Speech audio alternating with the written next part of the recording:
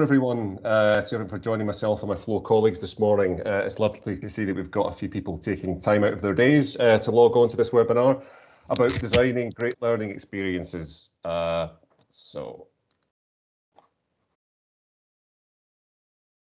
James McLuckie, and I could have posted a picture of myself in my raw lockdown truth, but I figured I'd spare you all that and show you one of me in my rather cuter days. I'm currently the Chief Learning Officer for Flow, and I'm sure a lot of people on here this morning are either Flow clients or are aware of Flow. But for those who don't, we provide software and learning solutions for the hospitality industry. My lovely team of colleagues and I provide the learning resources element of that. I've been working in digital learning now for the best part of 15 years. And prior to coming to Flow, I worked more in the leadership and management space. So working for hospitality is a bit of a change of scene for me, but it's been a lovely one so far, I'm pleased to say. Just a little bit about my background. I used to be on the board of the e-learning network, and I'm a judge chair of the Learning Technologies Awards. The idea of telling you that is not to brag, but it's so you hopefully get a sense that I've picked up a few hints and tips along the way that I'll share with you this morning. So here's what we're actually going to cover today. On today's menu, and I promise you this is the first and last hackney pun about hospitality that I'll make. But what I'd like to do first of all is I'm quite keen to find out a little bit more about you guys and who we've got with us this morning. Then I'll cover some learning design top tips, including 2 techniques you can start using pretty much straight away. We'll have a bit of fun next, and we'll talk about the 7 deadly sins of learning design. And I know a few people will be in a position where they're looking to convert content from face-to-face to online. So I'll give you some pointers of things to think about. Then what I'll do is I'll quickly run through some examples of where Flow content is headed. And then finally, if we've got time, we'll do a wrap-up and a Q&A. But please, if you do have questions throughout the chats, please do speak up at the time. Otherwise, either put it in the chat box, or if you prefer to speak, raise your hand, and either Laura or Leo, who are on the call with us today, or the webinar with us today, they'll be able to see, and they will invite you to unmute yourself, and we can have a conversation. But please don't make it just so it's just me talking at you for an hour, because even though I've got a rampant ego, I know that would be massively boring for everyone. So please do interact, make comments, ask questions. If anything provokes a thought in you, please do share it. It would be great to hear from you. So I hope that's the agenda that most people were expecting this morning. So I'd like to start in the spirit of getting you guys to interact with me and ask you a question for you, about you. Now, I'm sorry that the lake image was something I just added last night. I was thinking about what to use as a backdrop for the question. And I remember the face-to-face session I was a delegate at a few years ago, and the chap taking the course started off by saying, "Okay, everyone, let's take a swim in Lake U." And I thought he was taking the piss out of those self-help classes, but no, he was actually being deadly serious, and I don't think he actually appreciated my guffaws. Anyway, I'm quite curious to find out about your experiences of designing online learning. You might want to share your experience level. So if you're new to it, or you're reasonably advanced in designing online learning, or perhaps you might want to describe what it's been like for you to this point. Has it been exciting, challenging, or something you've been forced to do? And I'll point out the techniques that I'm going to talk about today could be equally applied to face-to-face learning, but I've made the assumption that most people here are probably looking to do online learning in some capacity. Hence why the question is about designing online learning. So if you've got, take a minute or two just to put something into the chat for me, or if you'd rather speak, as I said, Leo and Laura will invite you to actually have a conversation with me. But yeah, it'd be great to hear from you. So I'll just give you a minute or two to put something into the chat.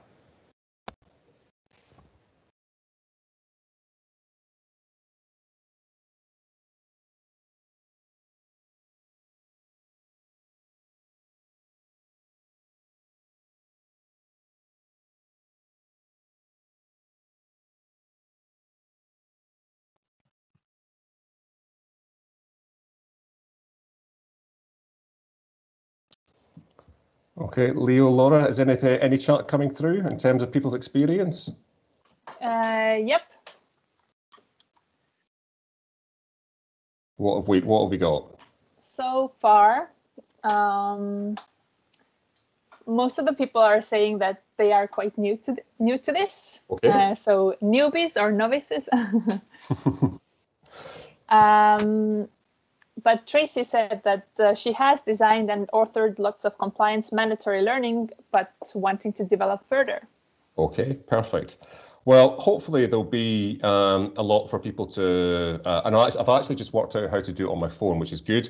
Read the chat on my phone, so hopefully I won't have to rely on you guys too much after this. Great, so yeah, I can see that most people are novices or just learning from scratch, which is great. So hopefully there'll be quite a few things here for people to pick up from this session this morning. But, you know, I can see there's a few experienced guys on here, Bethany, Joe, etc. So if you guys have any tips that you want to share, with the rest of the participants this morning, please do share them in the chat facility. As I said, it'd be great if the people who have designed have got a more advanced learning experience design would like to share some stuff with the rest of the guys on the session this morning. That would be wonderful. So thanks for sharing. It's much appreciated that you all took part so actively there. That was just to get your fingers warmed up. There will be quite a few questions throughout the session. So as I said, please do engage with the chat. It would be great to hear from you, or any links or anything at all that you think would be worthwhile for the rest of the guys on the session to benefit from. Again, please do share them in the chat. That'd be great. So what I want to do is start off by sharing some techniques that you can actually start to apply to your learning design now. And I've selected these two because they're practical and they're rooted in common sense. Now, before we start that though, I want to take you to a place that we've all been to. I'm sure we've all sat in a face-to-face session where we've had this experience, where we're sat in a training room and the trainer starts with something like this. So by the end of this session, you will understand the organization's absence management policy, know how to use the organization's absence management policy, understand the consequences of not using the organization's absence management policy now that you know how to use it, be longing for death. Now, I am very ashamed to say that I was that trainer once upon a time. When I started learning and development around 18 or so years ago, I was a classroom or face-to-face trainer for a bank. And I would put my delegates or prisoners, as is more accurate to call them, through an experience like this. And that's because I didn't really have any formal training on how to help people learn. So when I say that a lot of people here are novices, especially when it comes to online learning, I mean, don't panic. You know, you're actually here to learn from some of the mistakes that I've made, and we'll get to that part when we get to the 7 deadly sins of learning design. I mean, I literally got the job in learning and development because I was working in a bank, and someone somewhere said, you know, you've got a big mouth on you, you'll be quite good to stand up in front of people and talk to them. So I muddled through for a while, but then I realized I had to do something to get better at helping people to learn. But a lot of what I read was incredibly theoretical, and it seemed needlessly complicated. But then an angel appeared in the shape of a lady called Kathy Moore and her action mapping technique. Now, if you haven't heard of action mapping, and I'm guessing if quite a lot of you are new to online learning, you've probably not been using it. But I'm going to run through it with you in a minute or two. And the reason why this resonated with me is because it makes sense and it's rooted in common sense. And it's actually properly focused on performance. So it facilitates turning not knowing into practical doing. And because, you know, basically learning something is all very well, but it's transferring that learning into workplace performance that really matters. Now, we don't have time to do a proper action mapping session this morning, and you'll find out all about this great technique of Kathy's on her blog, which is on the address of which is on screen. But I wanted to run through it with you very quickly, just so you'll hopefully get a sense of how useful it could be to you when you're starting to put together your own learning solutions. So this is a course which is aimed at line managers to help reduce absence across the business. So action mapping is a 4-step process. And you start off by defining the outcome you want to achieve. So this is your success criteria. And the more measurable you can make this, the more specific you could make this, the better, because you've got something very clear and tangible to aim for. So for a course about absence management aimed at line managers, the metric or the outcome you might be aiming for is something like reduce absence across the business by 30%. So you've got a very clear goal in mind for the actual outcome of the resource itself. Step 2 is what must the learner do to actually affect that outcome? So what's the tangible steps you need to see learners doing in order to actually make that outcome? So what we do is we talk in terms of very practical language, very active verbs.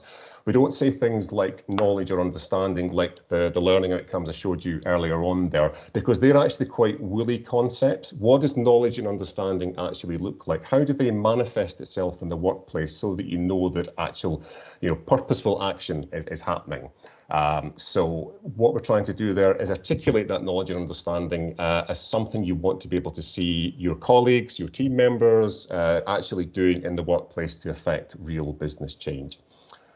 Step 3 is practice activities. So you're designing practical things that people can do to practice what they have to do.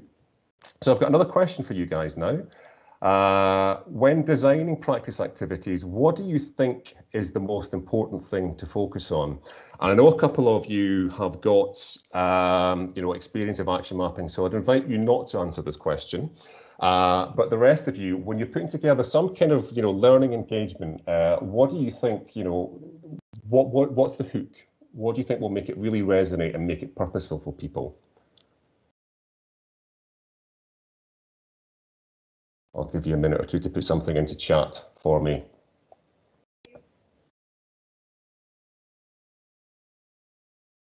Oh, don't all rush at once. Thanks, Jenke. Okay, lovely. So we've got making it relevant, engaging, interactive and fun. Real life examples, yeah, absolutely. We'll come to that in a second, Mary Lou. Yep. Yep, I'm agreeing with all of those things. The great thing, there's a lot of people talking about the relevancy, which we'll come to more directly later on in the session. But for me, the big thing is decision making. Because if you think about it, everything we do is a result of a decision. It's actually a decision of some kind, either consciously or unconsciously. So you guys all made the decision to come here this morning based on the information you were given. And when you're in a work situation, you make a choice to use a certain process or book a meeting with a colleague.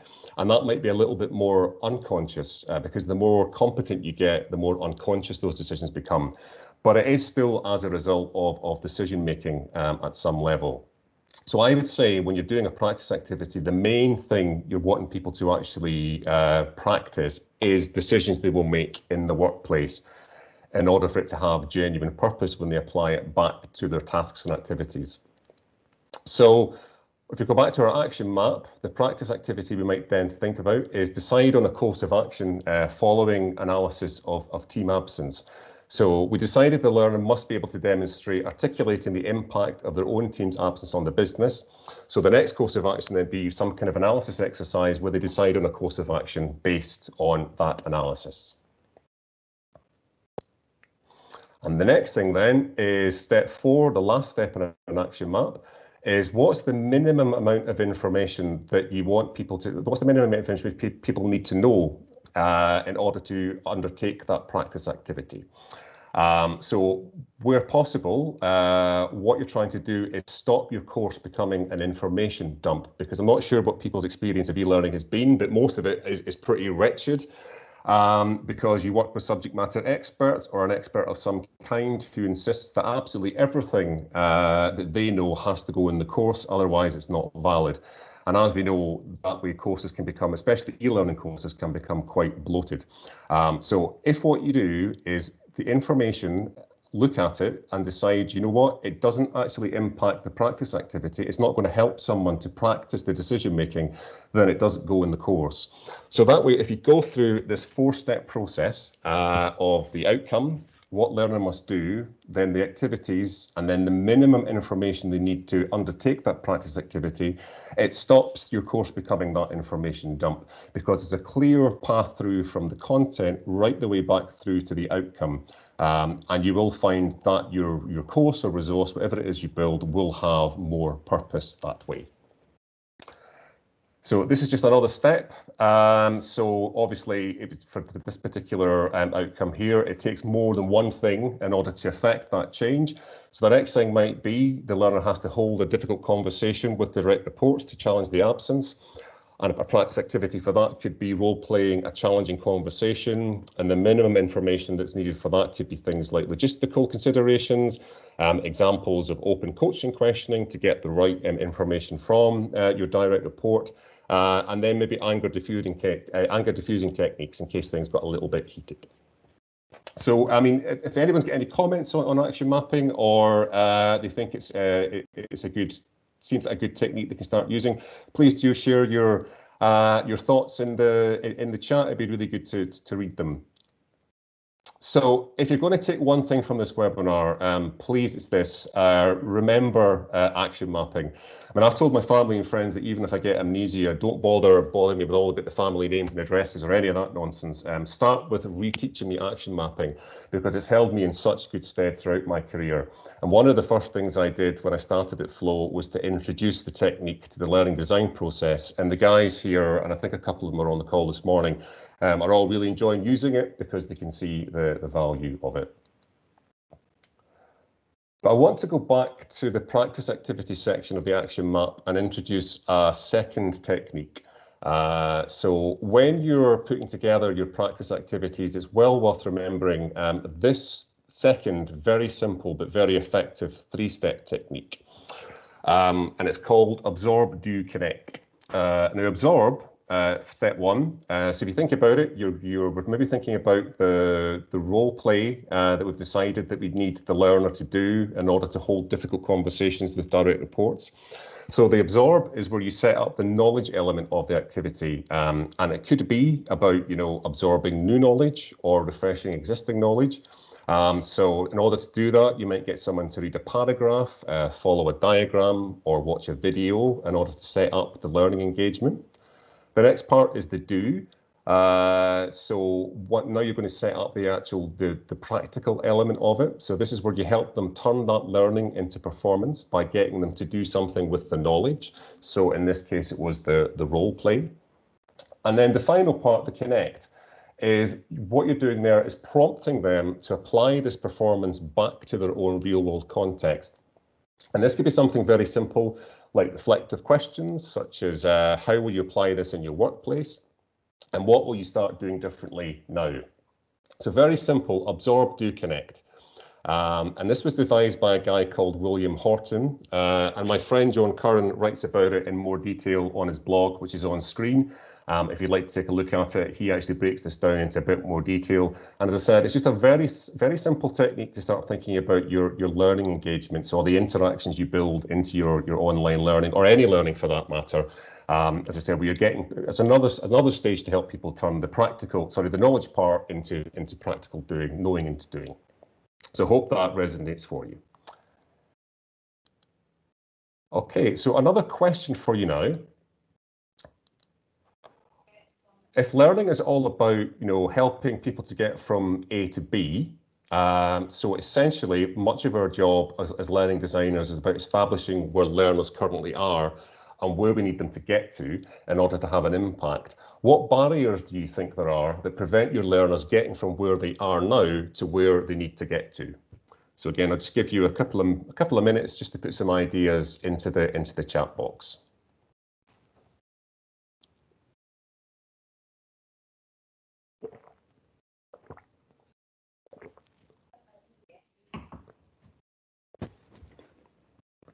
So Joe says time, Dan says fatigue. Yeah, I think we're all feeling that at the moment, Dan.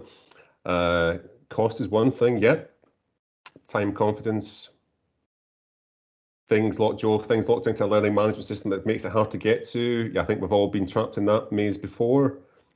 Joe, too wrapped up in day-to-day tasks. Yes, that's definitely something I think we all face. A controversial one there from Lydia, which I won't say out loud. Support from leader, yeah. Thanks, Darrell. Jackie, yeah. Jackie, not seeing the relevance to them, I absolutely agree with that. And, you know, hopefully the action mapping technique helps with that, because, as I said, you're starting with an outcome that affects business change, and they can see how they impact that outcome by going through an activity based on it. Brian, attitude and willingness to learn, definitely. Here's some that I'm going to run through with you just very quickly, because I'm just conscious of the time at the moment. So 6 barriers to learning success that have been identified is: one is knowledge gaps. People don't know enough in order to get from, or we don't feed them enough to get them from A to B. So that obviously is a massive undertaking. And then the next one is the skills gap. So they might have the knowledge, but they might not have the practical skills in order to turn that knowledge into doing. And our job is to think about, you know, how do we do that? How do we get that practical, you know, skills-based, you know, competency into our learning design. A third one is motivation gaps. I think it was Jackie mentioned that. If they can't see what's in it for them, they're very unlikely to engage with it, engage with the learning design. They have to understand the what's in it for me in order to do that. So that's not always a positive thing sometimes. Sometimes it could be showing the consequences of something if someone doesn't actually do something. So that's quite important in compliance, where, you know, sometimes the motivation levels there can be quite low, but if you actually show the consequences of not doing something or not taking something seriously, that can be enough of a motivator to get people to be engaged with your learning design. The next one's also quite important that people sometimes forget is habit gaps. And essentially what that is, that's kind of unlearning quite often bad habits. We quite often get into practices where, you know, because it's the way we've always done it, we persist in doing it. And actually sometimes that's not the right way for various reasons. Maybe perhaps it wasn't the best way to start off with. Obviously we're aware that environments change, working practices change, new technology comes in. So if you're stuck in old ways of doing things, or your learners are stuck in old ways of doing things, it can be quite hard sometimes to get them to unpick what they've always done. But it's very important to acknowledge that and to try and build that into your learning design. The next thing we have is environment gaps. And by that, what we mean is there could be some barriers in there, the physical barriers that prevent people from fully engaging with your learning process. A good example of that is, a few of you guys mentioned it earlier about the kind of time and getting wrapped up in your tasks. If you don't actually create the environment for yourself to sit down and kind of properly engage with the learning experience, it's very unlikely to have the impact that it might have. And it could be also something quite simple, like bandwidth issues. If someone's accessing your material via online means, and you've got a big 150 megabyte video they have to stream, and their internet connection is not up to it, that's also a major consideration. So it's something to think about when you're putting together certainly an online learning experience, is how will people be consuming your content, and try and making it the best way, in the best format, for people to actually consume that. And the last one we've got here is communication gaps. So if you're not terribly clear with learners about what it is they're meant to be getting out of the experience, they might actually find it difficult to engage with it. Now, what I'm not suggesting is a whole bunch of the learning outcomes at the start of a learning experience. That's not what I mean, but it has to be quite clear about what's in it for them in terms of what are they meant to get from it. And you can set that up more successfully by, scenario design, where people can see a clear line between, if I go through the scenario, practice my decision making, I get a result at the end of it, then I can apply that back to my workplace context, and I understand what it is that I'm meant to be doing when I go back to my tasks and activities. So I think being clear, having it clear in your learning design what people should be taking from it is also very important. What do people think about those barriers? Are those the kind of things that you would expect to have to think about when you're putting together a learning experience? And the reason why I ask that is because it's quite good to actually, when you're thinking about it, is to do a kind of an analysis based on those 6 gaps, because then at least that way you're thinking about, oh, what's going to prevent my learning design from being successful? So if you think about these 6 things, you can hopefully overcome some of the barriers that people might have in front of them. Be very difficult to overcome all 6, obviously, and actually there might be 2 or 3 different things for different people. But I think at least if you get into the habit of asking these questions in your learning design, you've got more of a chance of being successful, or certainly engaging more learners than not. So I can't take the credit for this list. This is a list that's identified by a lady called Julie Dirksen, who's written a book called Design for How People Learn, which I've, perhaps rather blasphemy, called it the Bible.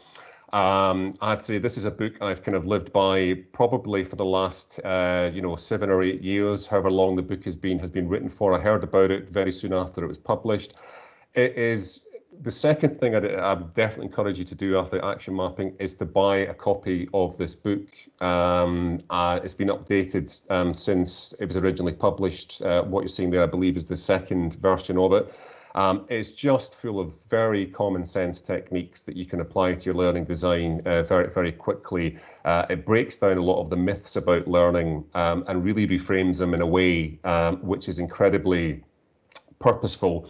And as I said, it just makes sense basically when you read it.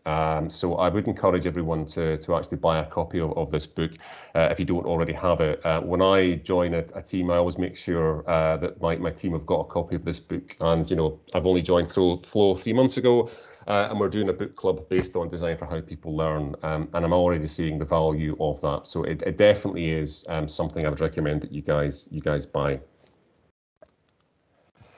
So let's have a little bit more fun with that, rather than me just talking at you. Let's have a look at, the 7 deadly sins of learning design. Now, bless me, Father, there are times in my career when I can say that I have made a complete arse of it. And I'm not ashamed to say that I've made a few mistakes in my career at all. Because making a mistake is one of the most powerful experiences we can have. I mean, you make a mistake once, you don't make it again, or so the theory goes, at least. So thinking about the classic 7 deadly sins, let's take them one by one. So sin 1, our first sin. So based on this image here, what do you think we're going to be talking about? I'll just let you put that your guesses into the chat there. Cute. Sloth indeed, yes. Sloth. I'm very glad no one said lust, which is great. So sloth could mean many things when it comes to learning design. And actually you guys have all got quite a few ideas here, all of which I think are very valid. Thanks for your contributions in the chat there. But for me, the mortal sin of sloth is not focusing on performance. And I'm not going to labor this point because I talked about it quite a bit when we talked about action mapping. But it is when you create or you work with very ambiguous or woolly learning outcomes, and it goes back to the laziness aspect. But as I said, we talked about it quite a bit when we discussed action mapping, but I couldn't not have it as one of my 7 deadly sins. But it's definitely something that we all have to think about. I think when I was getting my training as a learning designer, or training designer as it was called back then, we always focused on learning outcomes. But I'm a big advocate that performance outcomes is what we should be focusing on. It's about turning that learning into actual, what's going to make an impact in the business. So that's what I'd always encourage you to do. Just take it the next step from learning into performance. So sin 2, let's have a look at that. What do you think we're talking about here of the 7 deadly sins?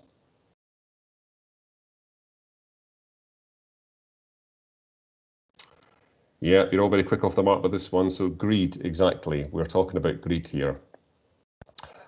When it comes to greed in learning design, what kind of things do you think we might be talking about? Mary Lou's got saving resources, yeah. So keeping things to yourself, potentially. I think that's what you mean there, unless I've misunderstood you, sorry. Anything else you think that greed in learning design might be?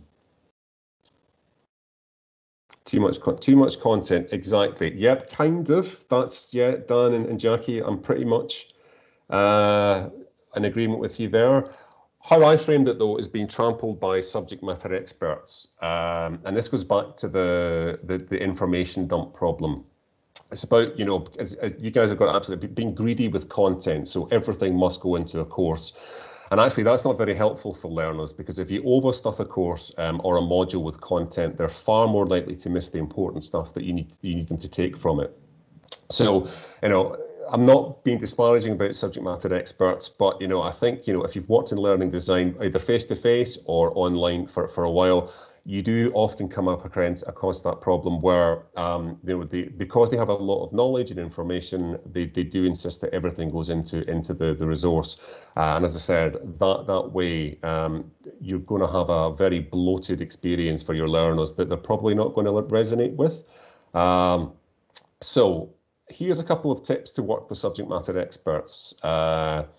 Basically, you have to be clear, even if it's just in your own head, that they are the expert when it comes to the content, but you're the expert when it comes to the learning design. So what it is your job to do is to basically turn that content and make it an engaging learning experience for them. And that's the thing to have in your head. Have the learner in mind at all times, and hopefully the action mapping technique would help with that. So you can have a clear roles and responsibilities charter.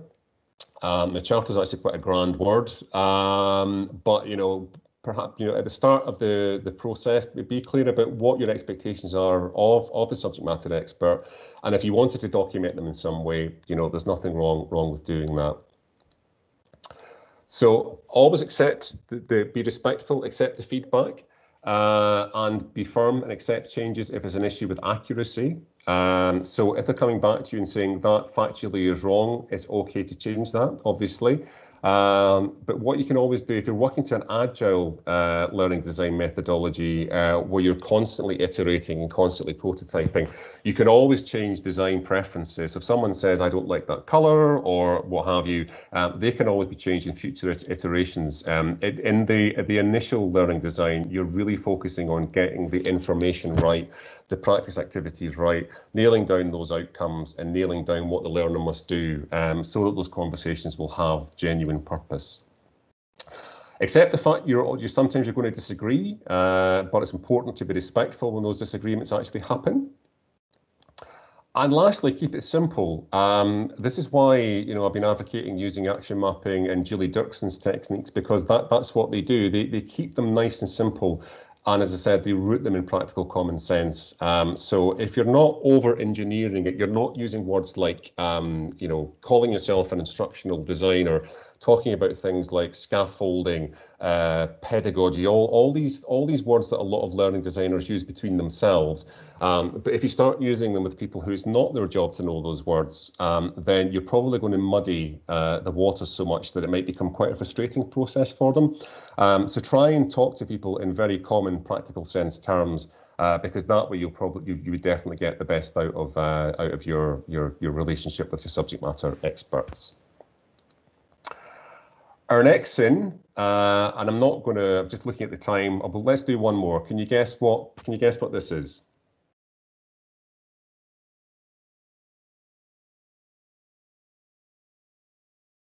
This one's probably slightly more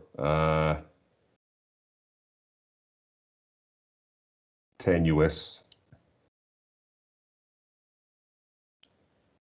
So what are the 7 deadly sins could we possibly be talking about here? Yeah, John, you've got it right. It's pride, yes. Pride coming before a fall and all that. And what do you think in terms of learning design? What could pride be referring to?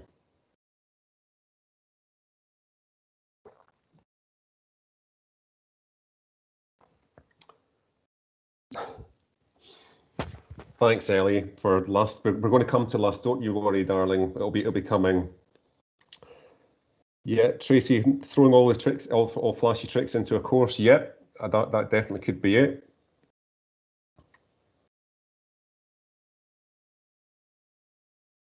Not listening to feedback, possibly, Joe. Yeah. As I said, just conscious of time, I'll just go through it now. So basically, for me, it's not telling the real story. So perhaps you've got it in your head what learners need to learn, or when you're trying to uncover the story, you don't ask the right questions because you're too proud to show that you don't already know the answers. Now, I've already mentioned Julie Dirkson's book, Design for How People Learn, and one of the stories that she told in her book really resonated with me. And she was working on a drug prevention course for youths, and the course was going down the route of drugs are bad, don't take them. But Julie knew that wasn't actually the real story, because everyone knows, of course, that drugs are bad. You shouldn't take them. But the real problem actually is for teenagers was how to overcome peer pressure. They needed to be armed with tools on how to say no and not lose face in front of their peers. So, you know, basically by really digging down and finding out, you know what, we're not going to solve the right problem here if we go down this drugs are bad route, because it's not actually what the challenge is. That's not what the challenge, what the youths are facing here. So you could relate that back to the absence management course example I gave you, you know, at the start of the session. If you're designing an absence management course, are you really going to make someone sit down and go through the absence management process, you know, how to log absence, all those kinds of things? Because that's probably not going to have much of an impact on the business. What's probably more likely the problem is that managers don't have the courage to challenge perennial absentee people. So people who call in sick on a Monday or a Friday, and they regularly do that, you know, by challenging that kind of behaviour or by investigating that kind of behaviour, you're far more likely to have that business impact rather than going through an absence management policy. So having that mindset of a journalist and actually asking questions and being curious is vitally important there. I'm going to go through these quite quickly. So sin 4, have a think to yourself quickly what that could be. Gluttony. And actually this goes back to a couple of things we've been saying here about, you know, trying to overstuff our courses. But for me, it's thinking you can take on the world with an e-learning course, basically trying to get it to do too much, because there's only so much that any piece of learning can do, and certainly a piece of online content, which generally is consumed, you know, quite quickly. You know, there is only so much that it can do. So, you know, for me, the main thing it will succeed in doing is if you can get someone to practice something, you give someone the confidence to try something at the end of it. I think if you've managed to accomplish that, then you've done pretty well. Sin 5 is, again, have a quick think to yourself what it could be. Envy. For me, envy is losing sight of what makes a great learning designer. Now, this is something I just want to have a quick chat about, you know, what are the core skills that it takes to be a great learning designer. And for me, it's, you know, don't order take. Firstly, you're not a waiter. So if people are dictating to you what has to go in a course and you don't challenge it, especially if you don't agree with it, then, you know, you need to get into the mindset of perhaps pushing back and saying, does this actually have value? Is it actually going to make a difference to the business? Will it resonate with the learner? Does it feel authentic? Ask all those questions. And don't be afraid to push back if you're not happy about what's going into something. Adopt a problem-solving mentality. Quite often you're there to solve something, some kind of problem, some kind of challenges to be overcome. There has to be a reason why the course or the resource, whatever it is you decide to build, there has to be a purpose behind it. So what I'd always do is have that kind of investigative mindset there. You're there to try and solve some kind of issue or help with some kind of issue. So just have that in mind. You've got to develop the hide of a rhino, and this goes back to, I guess, to the problem solving and then the don't order take. You do have to quite often, you know, adopt a stance of you're challenging, you're asking questions when people don't want to be asked questions, or perhaps you're asking uncomfortable questions. So having that, as I said, the courage, your own courage to ask the questions, to dig a bit deeper, and to not have an ego to do so, that's a definite skill. And to be honest with you, I do appreciate it's one that takes a bit of time quite often to develop. But a former colleague of mine, Ross Garner, said that, you know, what he considers himself to be is usefully ignorant. And when you have that perspective on your own role in the learning design process, then, you know, that's quite a healthy position to take. Quite often you have to have the courage to fail, not just you, but also your team as well. So perhaps you're heading up a team of learning designers, or you're working with colleagues, you're all part of a team. So experiment, try things out. An idea might seem crazy, but will it try any harm? Is it going to cause any harm to actually do it? Probably not. So, you know, if you don't think it's going to do any harm, try it out, fail fast, fail quickly, learn from it, and then move on. As I said, you know, the 7 deadly sins is all about the mistakes that I've made in the past. So, you know, I've learned from them and hopefully become a better learning designer as a result of them. So, as I said, the thing a lot of people miss sometimes is to have fun with a learning design. So I would definitely encourage you all to do that. And the last thing that I think is really important for a learning designer to be is endlessly curious. You know, asking questions, you know, not just when it comes to creating learning content, but have a look and see what's going on in the wider industry. Join networks on Twitter or LinkedIn. How are other people approaching problems that you probably will have to find a solution to? You know, get involved in conversations, you know, with your your learning design peers. You know, there's a few people on this chat today that I recognize from my own personal learning network. So, as I said, it's tremendously beneficial to have that curiosity mindset. So, you know, definitely exploit that and ask questions of your network. Is there anything you guys think I might have missed at all there? Any kind of skills or particular things that you think would make a great learning designer or makes a great learning designer? Or you personally think I know I'm a great learning designer because I do this. And again, just put it in the chat. Have fun, yeah. Thank you, unknown user. I absolutely agree with that. I think that's something we miss quite often is to have, you know, a bit of, just have a bit of playful mindset is always really helpful when it comes to these things. Creativity, yeah, definitely done.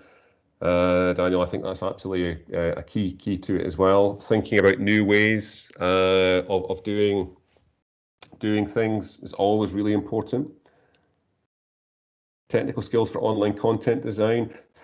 That's always really important, Jackie, to at least know what's, I'd say personally, what's possible. You know, whether you have to have the technical skills yourself personally to do things, I guess that depends on your individual circumstances. If you don't have, for example, the budget for a big team and you have to do it yourself, then absolutely. You know, but I'm quite fortunate at the moment to work with a slightly larger team who have got individual skills. For me personally, it's all about knowing their potential and what's possible. But certainly in the past, I've worked just myself building e-learning courses, and yes, it's very important that, you know, I push myself technically to basically, you know, we talked about creativity there, to realize some of those creative ideas, definitely. Okay, sin 6 then. So I'm just going to do this quickly, and this one is, I'm sure there's only 2 left. I'm sure you probably all guessed that this is wrath. And for me, this is where the links start to become a little bit more tenuous, but designing poor assessments. So, you know, what I'd recommend you always do when you're putting assessments together is think about formative, not just summative assessments. Now, by formative assessment, what I mean is assessment for learning. So it's not just spoon feeding people information saying this is bad, this is good, this is what you should do. It's actually wrapping it into some kind of assessment where, you know, it's not flagging assessment that's happening here, but it's getting people to find the answer for themselves. So perhaps you set up a scenario and you ask some coaching questions. So it could be something like, you know, difficult conversation scenario we spoke about earlier. You know, this is a question that you could ask at this stage to diffuse anger. Which one would you pick? And then you see a response based on the option that you picked. But so you've set up the scenario successfully in the absorb, you've got them to do it, and then at the end when you give them the feedback, you help them to connect that back to their real world practice. So, so you're not telling someone the answer, you're getting them to reach for it themselves, and that's what formative assessment does very well. And what I would say as well is don't put tests in there just for the sake of it. I understand for compliance reasons and what have you, quite often you do have to have tests in there. But you know, I would very strongly advocate that you don't just put an assessment in there just because you feel you have to have a test at the end of it, because it's very unlikely that it's going to make any difference to the learning experience or what the learner then does in the workplace. And our last one then is best for last. Ellie, we got there in the end. So for me, and some of you mentioned this when it came to greed and gluttony, but it is about, you know, being seduced by shiny objects. So being seduced by the latest fad or using technology just because you can. So VR, this, virtual reality, this, gamify that. I went through a phase where everything had to be an animation just because it was great fun for me to come up with creative concepts and ideas. But, you know, when I think back to all the animations and things I've done in the past, quite often it was probably the wrong way to go. So you really want to avoid your learners feeling like this little guy, and this is when I show my age quite a bit here. So, you know, it hopefully doesn't age me too much, but this is Gizmo from Gremlins, and he had an aversion to bright lights. And sometimes that's what we can do to our learners if we get them to focus on, you know, keeping us, if the focus is on keeping ourselves entertained rather than helping them get to where they need to be. So a few tips then just to help you control that lust and trying, you know, using media when it's not actually, you know, the best way of doing it. Thank you, Joe, for that. Nice to see Gizmo animated there. So the learning, remember, start the outcomes always. Go through something like action mapping to determine what impact the business needs to happen and what the learners need to do to affect that. And the media you select needs to work for that and not the other way around. You know, sometimes all you need is a checklist. The humble checklist might not be sexy, but it can be all powerful. I used to give a former sales director heart attacks because we'd be sat in client meetings and, you know, they had the client had £20,000 to spend on video or something. And after a bit of a scoping chat, I'd say, oh, do you know what? Videos are not going to work here. All you need here is a few job aids and templates. So that 20 grand would be reduced to £50. Sorry, Ellie, if you're still here, that's probably going to give you a heart attack now. But if it's about doing what's best for the outcomes, then so be it. And you can use that £20,000 on something which is genuinely going to impact and affect business change. And finally, your 6 other sins will help you in your carnal pursuits. They're your own checkpoint to keep you on track to hopefully design great learning experiences. So just to very quickly recap, the 7 deadly signs of learning design have been these here. So they've hopefully resonated with you in some way. And it's just another way of looking at, you know, what makes a good learning designer is to try and avoid these things. And certainly I have made these mistakes in the past myself. Do they all make sense to people? Is there anything you think I've missed there that you think I should add to that list and come up with the 8 deadly sins of learning design?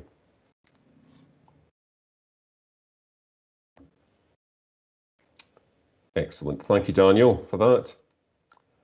Right, we've only got 9 minutes left, so I'll very quickly go through this next part here, which is, because I think this will be quite relevant for some people.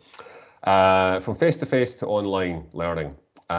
So these are 10 top tips for online conversion. If you're sitting here with a bunch of content that you have to put into an online experience, then you know, these are the things that these are the 10 things I think you should remember. 1, please don't just convert a PowerPoint. I've seen that done many a times. If run through a rapid authoring tool like you know, Storyline or Captivate or something like that, We put a multiple choice quiz at the end of it, and that is considered to be e-learning, and it's not. It is a thoroughly wretched experience to put any learner through. So please do sit down and have a think about, put yourself in the learner's position and say, okay, would I get what I need the learner to get from this, or an individual to get from this? Will they get it if they sit through 60 screens and then sit a test at the end? The answer very likely is no. So think about what it feels like to consume it from an online perspective and make the adjustments that way. Think about resources, not just courses. Actually, is an e-learning resource the right way to do it? It might just be a short video accomplishes the same thing. Quite often it would accomplish something better. So, you know, if you've got an iPhone, ask some of your colleagues. I know a lot of us are isolated at the moment, maybe ask them to share some stories, record them on their phones, and then you can put them onto some kind of resource like SharePoint or whatever your intranet is. Where people are talking about a problem they solved and how they've accomplished that. It might be an infographic, a better way of doing it. If you've got anyone in house who can pull together a decent looking infographic, that might be a better way of accomplishing something. So just have a think about, you know, is a formal course the right way to go? Because quite often something a bit more short and sharp is a better way of doing it. Try and avoid, if you do an e-learning course, try and avoid the curse of click next, because psychologically all that really encourages people to do is just to keep, you know, pressing next through screens. So, you know, if you have to have a button that puts someone that someone has to press to get to the next screen, try and build it in such a way that what it actually does is sets up the narrative. So rather than next, something like help Donna to make a decision. At least that way you're building something which has a bit of structure to it and is helping to prompt someone, okay, when I go into the next screen here, this is what I have to do. So I say try and avoid that kind of next experience. One thing people seem to think is you have to spend a fortune on e-learning when you build a course, and quite often you don't. I mentioned an iPhone earlier there. Now I've seen, you know, people doing video shoots with camera crews and what have you, and I'm certainly not saying that those things don't have their place. But when you think about a lot of e-learning courses and how people consume them, you know, if you have a great looking video, is going to be compressed quite often down so that people can consume it via online means, or perhaps on 4G or what have you. So that kind of big budget production will probably not look that great when it's squashed down to an iPhone. So actually just recording something on your smartphone probably will be just as effective than spending a lot of money on something. And that's just one example of why you don't have to spend a lot of cash on things. Use scenarios, you know, please. I mean, they really do help. And a lot of you guys mentioned it earlier about, you know, using scenarios, things that are authentic to what the person is going to actually be doing on the job or their own context is always incredibly powerful because it gets people to think about the learning points related to what they're doing. Just interactive or thinking elephants. Try not to make it too passive. Get them to think through things. You know, get them to try things out. All these kinds of things definitely help with engagement. You know, allow learners to explore the content freely. I've seen a lot of e-learning experiences where your sections are locked down. You can't move from one to the other until you've completed a previous section. You know, I always try and open up my courses as much as possible to allow people to give them the choice to actually go to the sections they want in the order that they have to.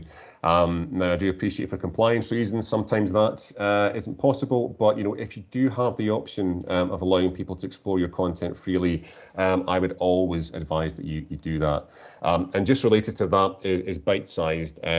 Do try and chunk down your content as much as possible, and hopefully the action mapping technique would help with that. So if you have quite a lot of content to get through, once you've hopefully filtered it down by using action mapping, chunk in terms of how you present it to learners, chunk it down so it's not big bloated sections. It's very short sections, and one technique I use for that is relate it back to the action map, what the learner must do. So each section of a course is related to that particular task or activity, and then at least that way, when someone's going through it, again, hopefully it helps create a sense of purpose as to why they're actually doing that. Think about mobile. A lot of our learners now will be consuming your content on a mobile, and that's why it's really important to do the bite-sized approach to it as well. People will not have either the time or the inclination to go through big 1 hour long courses on a mobile. So the more you can have it really focused, the better. And lastly, put yourself in the learner's position. So essentially, when you're putting together an online learning resource or you're converting online content, think of it from the learner's position. Are you going to, would you want to go through these yourself, I guess is the question to ask. And would you get from this what needs to happen to affect real business change? And if the answer to that is no, I would suggest you go back and start that again. We're almost out of time, actually. I'm just very conscious. Does anyone have any questions at this stage? I'll just go on to this part here, and then we can, for anyone who wants to hang around, I can do a quick session on a very quick show where Flo's content is going to go.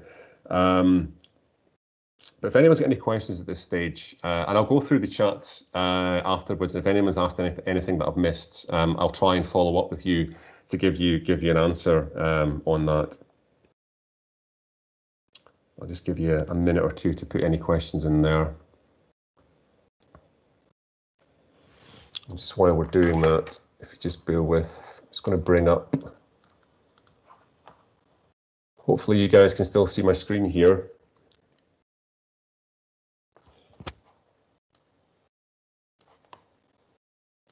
So just to finish off then, I was just going to show you an example of a course that we're developing at Flo just now. That just hopefully kind of demonstrates some of the things I was talking about. And this is a resource called 4 Ways to Build Revenue, which is part of the suite of modules we're building to help businesses in the hospitality industry get back on their feet after the pandemic, or when they're allowed to open again freely. And this goes back to setting up the learning right from the start. We're getting people to think about, some of the content before they actually press play on the actual course itself. We jump into the module. It's fully responsive. If I push that, readjust that, you can see the real estate on the screen adjusts itself to the screen. We've chunked it down. So all the sections make sense. If I go in there, a section attracting new customers, I know what I'm getting. So there's no surprises when I go into that. If I press view here, we've tried to make it feel more like a modern web experience rather than the kind of click next. So it feels a little bit more like how people are consuming content by scrolling on the page, because obviously people now are used to things like Facebook, Instagram, etc. For actually consuming content. So we've kind of adopted that approach. We've tried to be quite creative, by the way, with the way we've actually presented some of this information. So there's animations here. There's obviously a lot of music and sound effects, which I've switched off just now.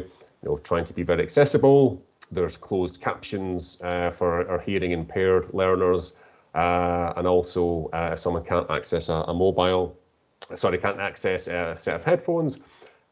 Some reflective questions here, so rather than spoon feeding people the answers, we get them to think about it from themselves. This is my idea, which they can save and download as a PDF. And as I said, we've just tried to make it a little bit more varied in terms of the types of interactions that people have as they go through the resource.